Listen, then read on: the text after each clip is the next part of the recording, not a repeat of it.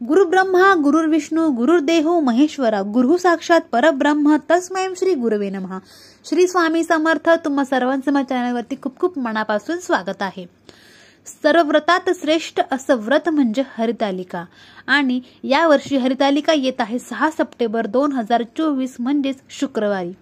तर आज मी तुम्हाला हेच सांगणार आहे की हरितालिका हे व्रत का करावं, कसं करावं, कुणी करावं, हरितालिका म्हणजे काय, या व्रतामागे काय आशय आहे, त्यानंतर पती पत्नी यांच्यातलं नातं चांगलं राहण्यासाठी, वैवाहिक जीवन सुखी राहण्यासाठी या दिवशी काय सेवा करायची आहे, काय उपाय करायचे आहे, या पूजेचा विधी कसा असणार आहे, त्यानंतर उत्तर पूजा कशी करायची, या सर्वच गोष्टींची मी आज तुम्हाला छान माहिती सांगणार आहे।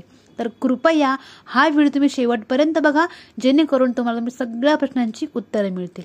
आणि हो, अजूनही जो कोणी चॅनलवरती नवीन आहे ना, त्यांनी प्लीज चॅनल सबस्क्राईब करायला विसरू नका। चला मग मी सुरुवात करते आजच्या व्हिडिओला। हरितालिका हे हिंदू धर्मातील महिलांसाठी आणि कुमारिकांसाठी सांगितलेले एक धार्मिक व्रत आहे। हरिता म्हणजे जिला नेले ती आणि लिका म्हणजे सखी, म्हणजेच पार्वतीला शिवप्राप्तीसाठी सखी तपश्चर्येला घेऊन गेली म्हणून पार्वतीला हरितालिका असे म्हटलं जातं। हरितालिका ही कथा भविष्य पुराणातील हरगौरी संवादात आलेली आहे। आता काय आशय आहे या व्रतामागे, तर बघा, शिवपार्वती किंवा उमा महेश्वर ही जगताची माता पिता म्हणून ओळखले जातात। स्त्री तत्व आणि पुरुष तत्व यांच्या मिळवणीतून विश्वाची निर्मिती झालेली आहे, म्हणून आपण या तत्वांचे पूजन करतो। आदिशक्तीच्या पूजनातून त्याचे प्रकटन आपल्यात व्हावे म्हणून या दिवशी आपल्याला महादेव आणि पार्वतीला प्रार्थना करायची आहे।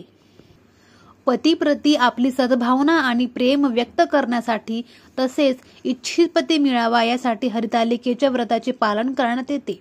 इच्छित वर मिळावा म्हणून विवाह इच्छुक मुलीही हरितालिका व्रताचे व्रत करतात। व्रतात 8 प्रहर उपवास केल्यानंतर अन्नसेवन करण्यात येते।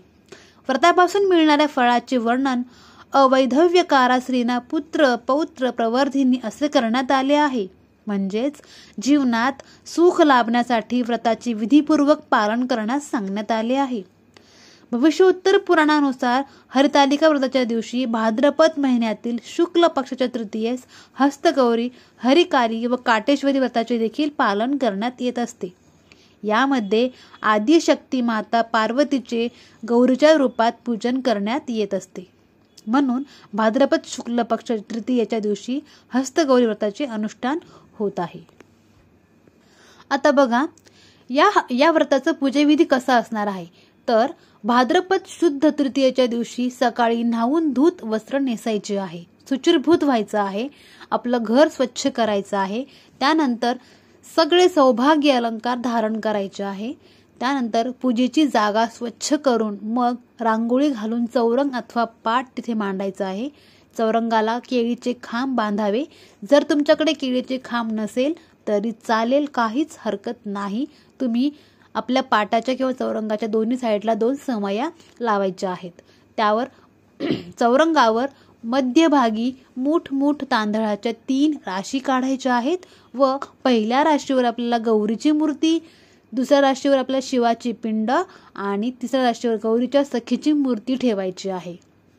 शिवाची पिंड आणि पार्वती व सखी यांच्या मूर्ती आपल्याला मातीच्या असाव्यात, म्हणजे जसं की आपल्याला या पूजेसाठी स्पेशल आपल्याला वाळू मिळत असते, तर त्याचे आपल्याला तयार करायचे आहे।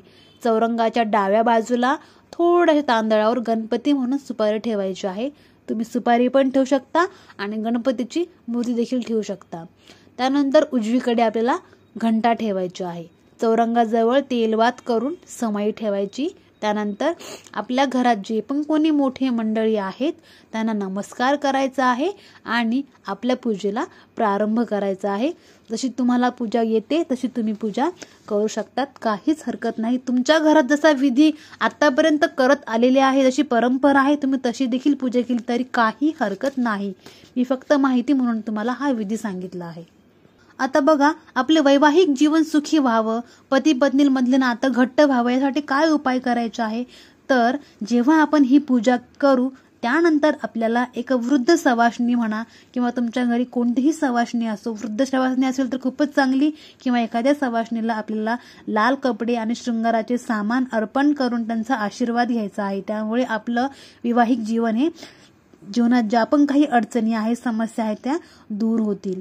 त्यानंतर दुसरं असं आहे की जर तुमच्या वैवाहिक नात्यामध्ये काही अडीअडचण असेल, मतभेद असेल किंवा ते नाते तुम्हाला घट्ट करायचे असेल तर या तृतीयेला गाईच्या शुद्ध दुधापासून बनवलेली खीर आपल्याला देवीच्या नैवेद्यासाठी तयार करायची आहे.